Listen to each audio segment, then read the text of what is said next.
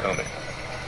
Each year, about 1,300 inmates pass through the prison's intake center, where they are strip searched, interviewed, and assigned a place in the system. Many come fresh off the brutal streets of Baltimore, a city just 15 miles north of the prison, and one of the most violent in the nation. I've been shot at, you know. It's just crazy. You go through that through the gang. That's called a gang. I put a gun into my face. I never liked that. Thank you, Jesus, that the gun ain't go off, or I would have been over here for life. At MCIW, these new arrivals will live alongside every type of felon. 900 offenders are housed here, minimum to maximum security. The highly aggressive with the low risk, all mixed together.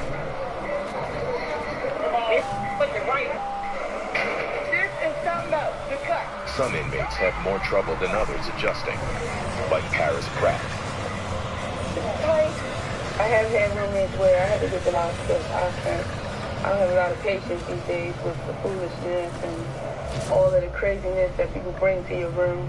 I don't decorate. I haven't decorated this cell because I don't want to feel like this is my home. Paris arrived a year ago and is still struggling to settle in. Some days I wake up good, other days I wake up bad, other days I wake up feeling very homicidal. Though only 25 years old, she will be here for the rest of her life. Wow. Abandoned as a teenager, Paris started dealing crack to support herself on the streets. Now, she's been convicted of killing a 16-year-old boy in cold blood. I was convicted of first-degree murder, and I was sentenced to a life sentence plus 25 years with no parole. I've been painted this picture as a monster. Paris was the first woman sentenced to life without parole in Montgomery County, a middle-class suburban area outside of Washington, D.C. I fired 2 shots. Fell backwards, fell on the bed, was laying on the ground, trying to get up, but it's like he couldn't. Police say she thought the boy was a snitch. She claims that it was self-defense. Things got ugly, and when his hand came out and popped a little bit, I saw the knife in his hand. So, my first instinct, just like anybody else, was to defend myself. Paris is trying hard to keep herself in check behind bars. If she breaks the rules, she'll wind up in segregation or lock. If somebody touches me, I'm definitely going on lock, because I'm definitely going to defend myself. Lock is the unit reserved for the highly violent and explosive. Offenders are confined to their cells 23 hours a day. It's the last place inmates want to be. I haven't been on lock, thank God. But because I have an attitude. I do have an attitude. You're going to look out for yourself because you have to, because nobody else is going to. If I stay here and I let somebody stab me in here, I'm stabbed. They're not going to give a damn about what caused it, who did what, or whatever. The first thing they're going to do is say, oh, okay, you did it, lock her up. It's up to officers like Captain Hannah to keep Paris and other inmates under control. In her 20-year career, this wife and mother of 3 has come across every type of criminal, male and female. She knows that these women are dangerously on the edge. You're working with people who have committed crime, have the potential to commit more crime, so that's the danger element. You're working with people who are unstable, have a lot of mental health issues, emotional issues, and some people just not going to like you just because. This afternoon, Captain Hannah is making rounds on the prison campus, making sure inmates are inside, getting ready for daily count. She's aware of how unpredictable and unstable these women can be, and is careful as she approaches an agitated offender in a nearby building. Somebody wants to help me. I want help. I want somebody to help me. That's what I want. I want to stop banging on the doors and the windows, begging for help, and nobody is helping me. I need help. understand. The inmate might try to reach through the bars in the window and hurt someone. So Captain Hannah must calm her down. It's easier to talk them down as long as you keep calm. Eventually they'll come down. But if you start screaming, hollering, getting excited with them, it's going to blow up proportion. And you won't be able to get control of the situation. There's always a possibility that I could be attacked. Some have tried in the past, so the threat is always there. I don't forget where I am. I remember where I am. I am in prison. Inside, inmates are locking down. They're free to be out of their cells for most of the day, but must be back for 2:30 afternoon count.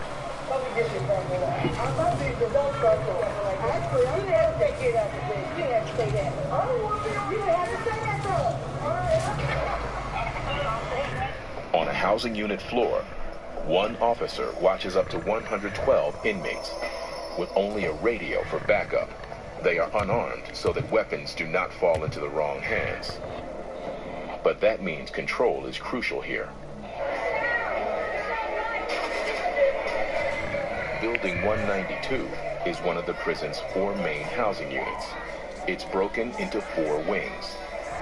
One of them, D Wing, houses inmates who have serious anger and behavioral issues.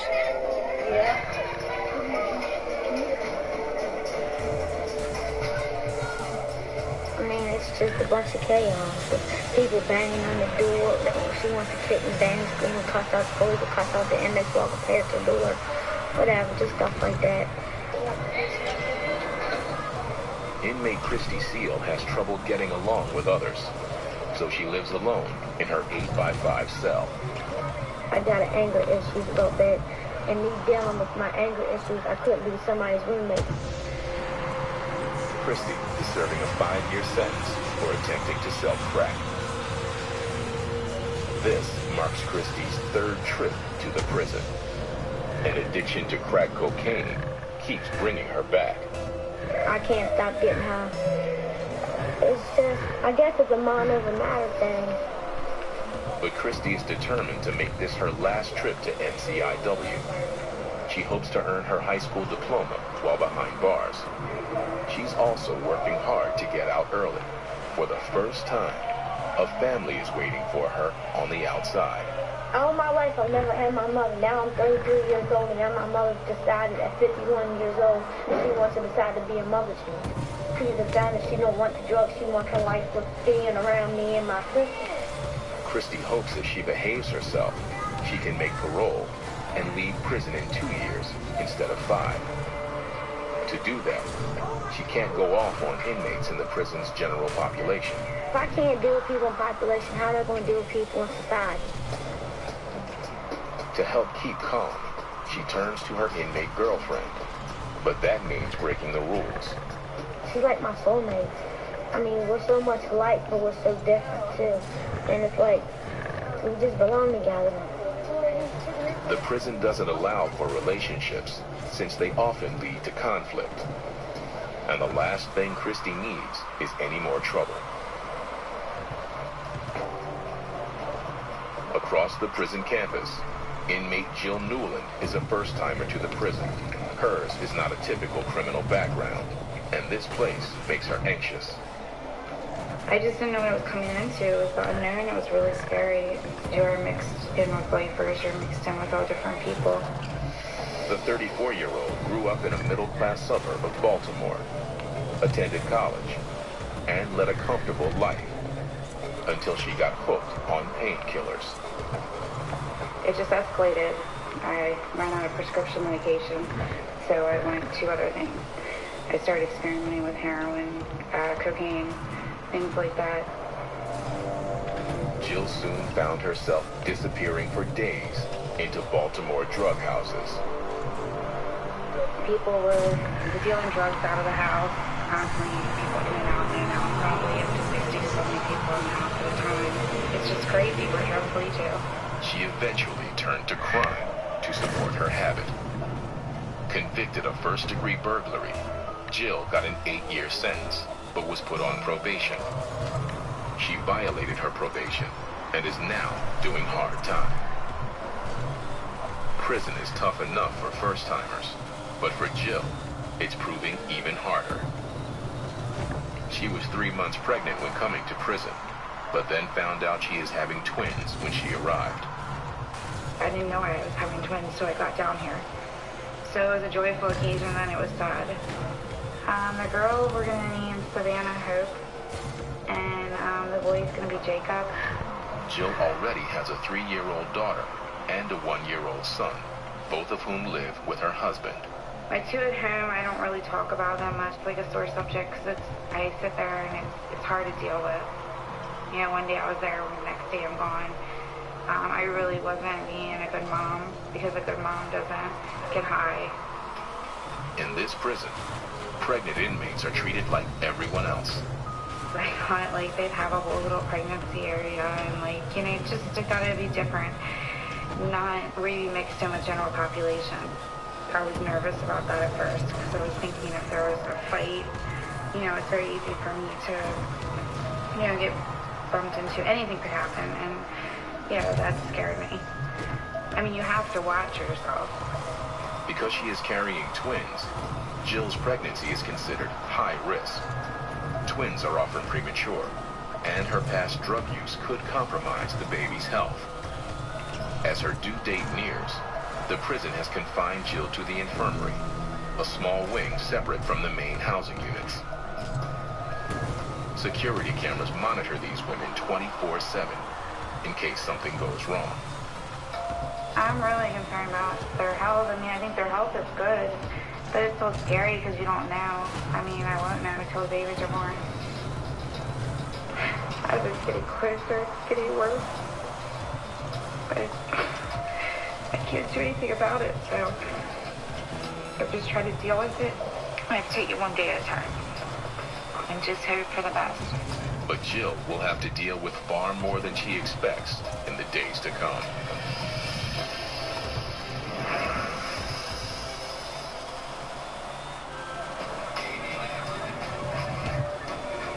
MCIW, the only women's state prison in Maryland. Some inmates stay only a few months, others remain for life. The number of women behind bars is climbing at a rate nearly twice as fast as that for men. There are more women now that are committing crimes that, which leads to incarceration. Anywhere from prostitution to drug charges, murder charges, theft, just as volatile as male crimes. It is 10 a.m. Friday morning. Captain Hannah meets with a group of inmates. She knows that some of these women may be headed for trouble if they make the wrong friends. Women coming here, you're emotionally unstable. You develop these relationships with other women who are emotionally unstable, and it doesn't work out. Please try not to get caught up into any of the foolishness here. Captain Hannah even tries to drive home the message by sharing her own past. Sexual abuse, physical abuse, emotional abuse. I've been through it all myself, but you can change. It could have been me sitting here. I've been through abusive relationships. I have thought about doing some things to my ex-husband that probably would have winded me in here. Change is crucial if these women are ever going to make it in the free world. People down us because we're prostitutes and drug addicts. A lot of society does. They think we can't change. I don't want to go back out there and use, but I know once I hit the streets, I know what I'm capable of doing. I need that treatment in my life. I need that help. I need that extra push. MCIW tries to prepare them for life beyond the walls with intense drug rehab, high school and college courses, and critical job training. I believe that everybody should be punished for the crime they committed, but we try our best to prepare them to re-enter society and not make the same mistakes that they have made to get here in the first place. And the programs seem to be working. The inmates who participate cut their chances of reoffending by almost half.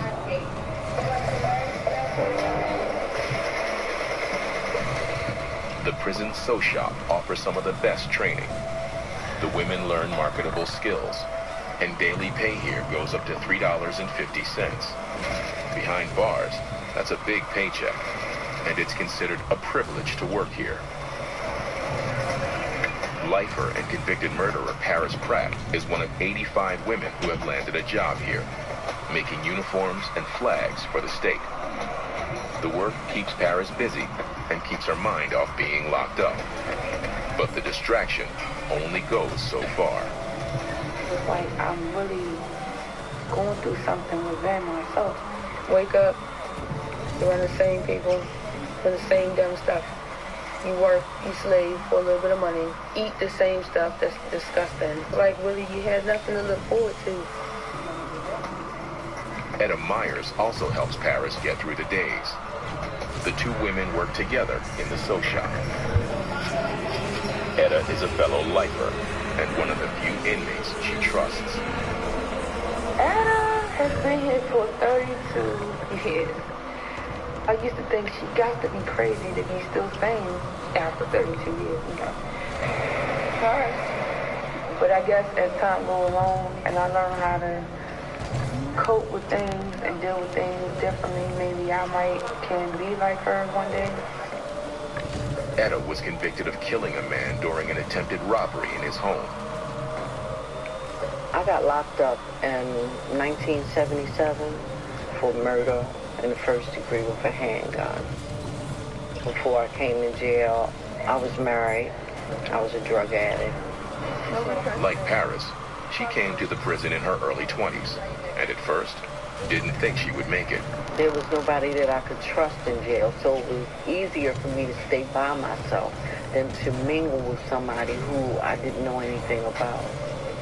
I was very uneducated, very fragile, very empty inside, very frightened, very, very afraid.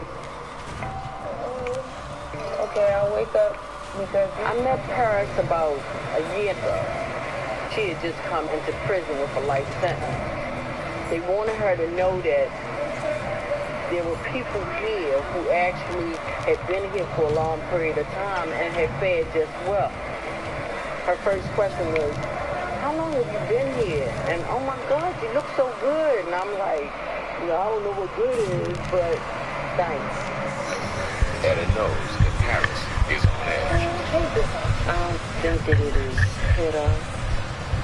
Reality has really not set in. For most of us who serve a long sentence, it takes a couple of years before it actually settles in, before you're able to accept it. For the people that don't accept it, it's going to be really hard because life is hard in jail. They can get caught up in the madness and the negativity, and that'll only allow them to go to mental health or on lock. Etta hopes Paris can handle life behind bars without succumbing to madness or violence. She watches Paris closely, especially in the prison sew shop, where the edgy young inmate handles sharp tools. She doesn't want to see Paris or anyone else get hurt.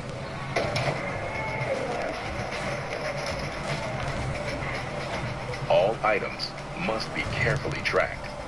We do an inventory of all the tools, so when something turns up missing, all doors are locked, we'll put on lockdown until that particular tool is found. And at the start and close of each shift, officers give everyone a thorough pat-down. So anytime you come in and out, you're definitely safe. Scissors, screwdrivers, even needles. In the hands of an angry inmate, they could easily become lethal weapons. It's almost 11:30, lunchtime, and a large crowd is gathering in the chow hall. With so many inmates in one place, a lot can go wrong in just seconds. Inmate Christy Seal has been working hard to stay out of trouble and to make parole. But today in the chow hall, an ordinary lunch with her girlfriend goes wrong. Mind your business, stay out my business. It's not that hard. You know what I'm saying? An argument breaks out between the two of them, and suddenly, the girlfriend grabs Christy by the throat. Mind your business. Officers quickly stop the fight. and both women are taken into segregation immediately. I'm just trying to tell you, you shouldn't have to lock me up. I didn't do nothing. I didn't put my hands on nobody. So why they got handcuffed and nobody's trying to explain nothing to me? Now, Christy is in seg, despite her efforts to keep her record clean.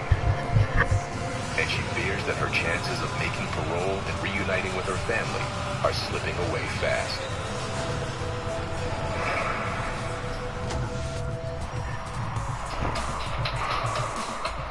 Thursday morning at Maryland Correctional Institution for Women. Here, behind the mesh of razor wire, 900 of the state's worst female offenders are forced to live together. At any given time, about 20 of these inmates are pregnant. Among them is convicted burglar and drug addict Jill Newland, who is expecting twins. 3 weeks remain until her delivery date. Every week, Jill undergoes a routine check.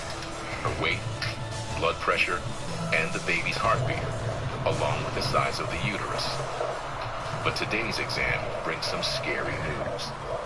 As is often the case with twins, the babies are ready to come out weeks ahead of schedule. Jill must head to the local hospital immediately. The anxiety started building up for the fact of knowing that it was coming to an end, and reality set in a little, and it's just a scary situation. But even now, security cannot be compromised. 2 officers are required to transport her, and she must wait for clearance at all checkpoints. Pregnant or not, she's still treated as a dangerous felon. I'm embarrassed and I'm upset that I put myself in a situation to have to. They're pregnant and handcuffed. It just seems like it's surreal. It's like everything's just happening, and I feel sometimes like what's going on is this real? The hospital is only 15 miles away, but it's a long drive for Jill. She doesn't know what this early delivery might mean for the unborn twins. Inside the prison gates, the grounds are unusually quiet. A prisoner is coming out of segregation, and Captain Hannah has cleared the entire area.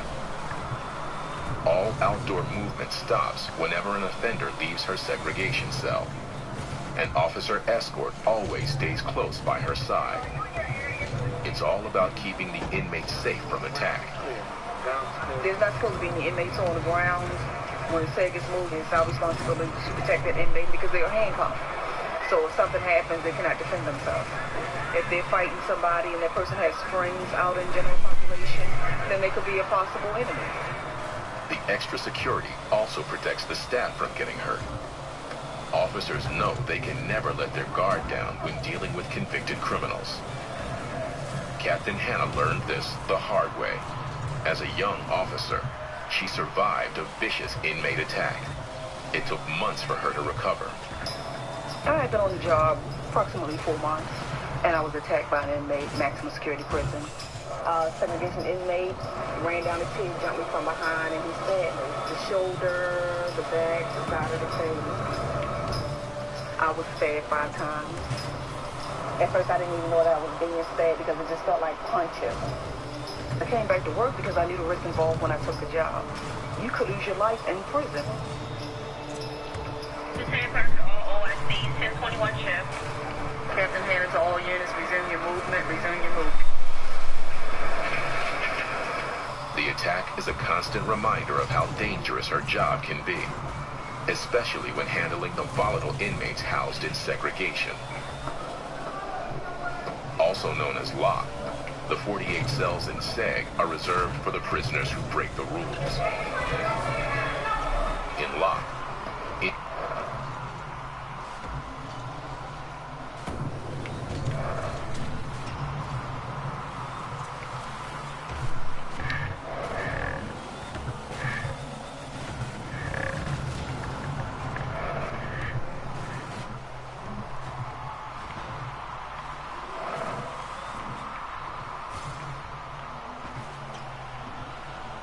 inmates are confined to their cells nearly every hour of every day, with only 2 showers a week. Inmates say it's dark and loud and frightening. For the prison, it's the ultimate discipline. For inmates, there's nothing worse. It can stay with them long after they get out. I used to be terrible at them. I made a change in my life not to go back over there because it's not worth going over there. And now that's really happening. You lose your mind. You get absolutely nothing. So you're sitting in this little cell, and I mean, people scream out the windows all night and sing. I mean, they do anything that they possibly can to keep their mind off of what they're going through. Man, life is horrible. You never come off the cell. You got all this time to sit in there in this book of laws and think and talk to yourself. I mean, who wants to be over there and be miserable like that? I know I don't. I'm in school. I'm trying to do what I need to do to get out of here. I'm not trying to make my time stop by going on the lot. You know what I'm saying? And I'm telling you, you don't want to go over there. Christy Seal has just come out of lock after fighting in the cafeteria with her inmate girlfriend. My girlfriend is a liar. I'm finding out a lot of things that she's doing, being sneaky, being phony with stuff. I found out she was telling somebody that I need her. I don't need you, man. Are you crazy? And we got into it in the cafeteria. We got into a huge argument, and she choked me. This was Christy's first trip back to SEG in months. Luckily, she was cleared of all charges this time. The prison ruled the instigator was Christy's girlfriend, who remains in lock. She's always putting her hands on me. There's a scratch mark on my neck where it's healing up right there. She did that. You know what I'm saying? She's sort of constantly smacking her back because I'm not going to keep her down here and put your hands on me and think I'm not going to smack her back.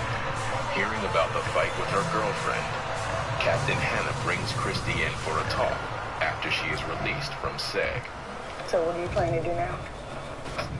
I'm going to try to stay away from her. And I did say try. We do not condone these relationships, but we know they do happen. And it doesn't work out. There are fights. The women may do certain things or act certain ways towards other inmates just to make this particular one jealous. And it creates a lot of problems. My anger took over because I couldn't.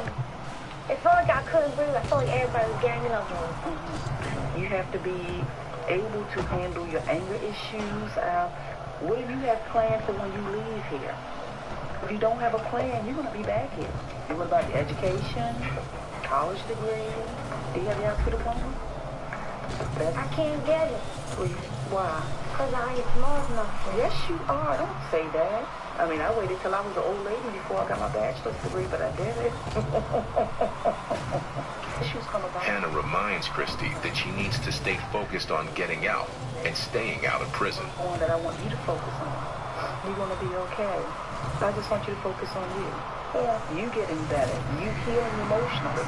Because when you leave, and you will be leaving, I want you to stay gone. What did you say? Yeah, because I'm tired of seeing you in here. I'm tired of seeing myself in here. I'm tired of seeing myself in here. Christy is going to work hard to avoid any more trouble.